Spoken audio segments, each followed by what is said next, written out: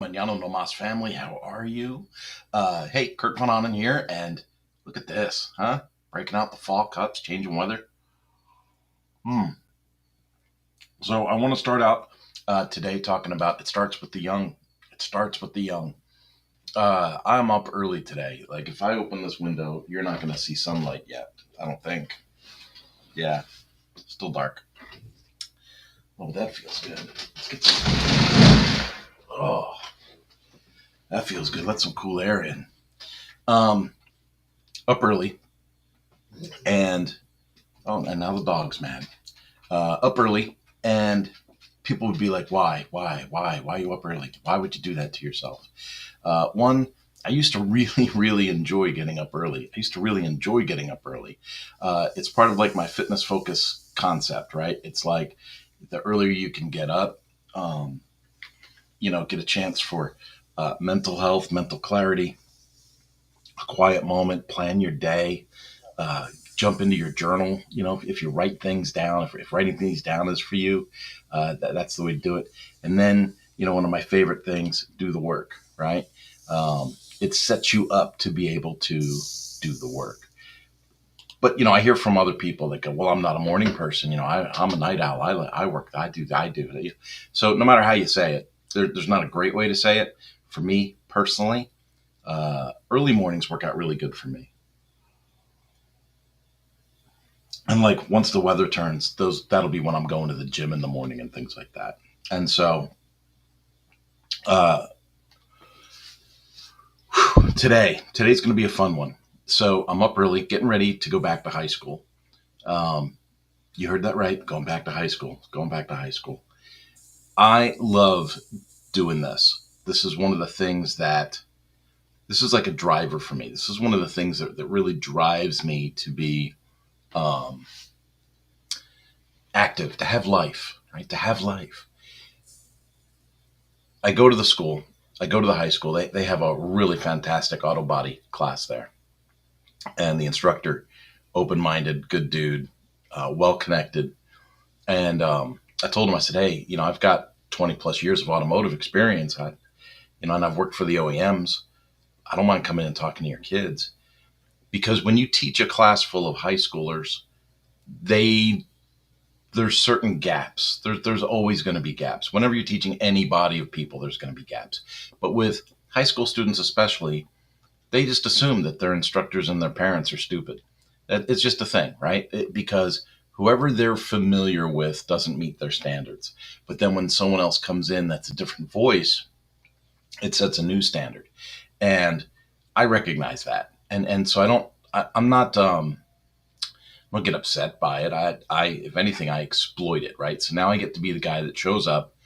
I'm the new voice, right? I'm the new standard. I get to come in and be like, hey, but today's talk, oh, I just love the topic of today's talk because a lot of times I'll be working with kids and I'll see them fail, right? And so, like, if you look up here, the logo in the corner here, this is the helmet with the graduation hat on it.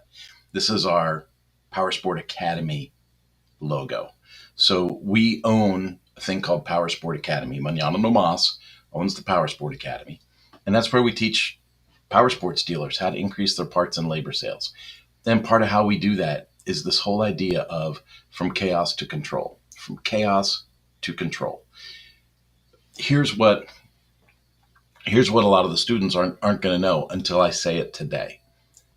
I'm going to start out talking about, hey, here's how you take control of yourself, right? So here are some things that you can do entering the workforce to be mindful of where you can take control of the situation. Where instead of winging it, instead of feeling like all wickety whack and out of control and pressured, how do we set this up to not be a pressure cooker? How do you finish the classroom environment and then move to a work environment and not feel like you're horribly inadequate, it's very difficult. And so what I'm trying to do is set them up in advance and say, hey, feeling inadequate, going from the classroom to the workplace, that's a normal thing.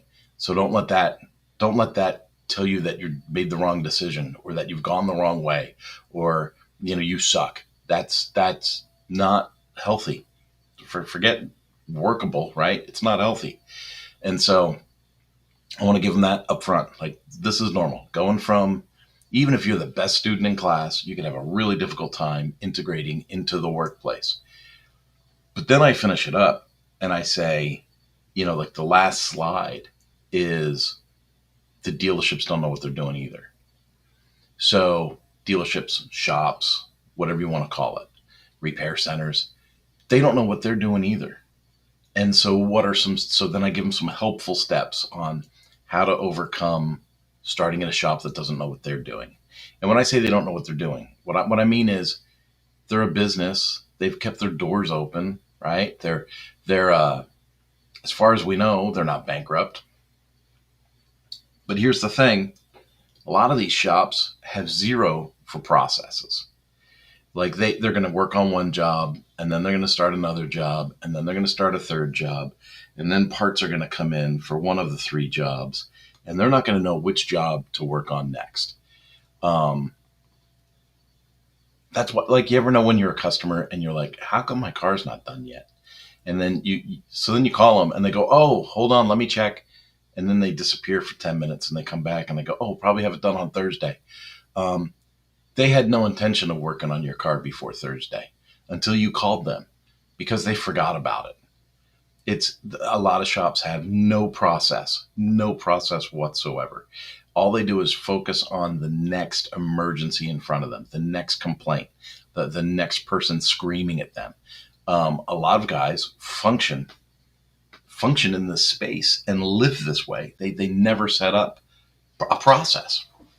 And so a lot of the training that we do at the Power Sport Academy is just that it's process development for these businesses to help them put some things in place and to track their efficiency and their productivity and to really push and get the numbers that they need to be successful and grow and have, a second location, a third location, a fourth location, things like that.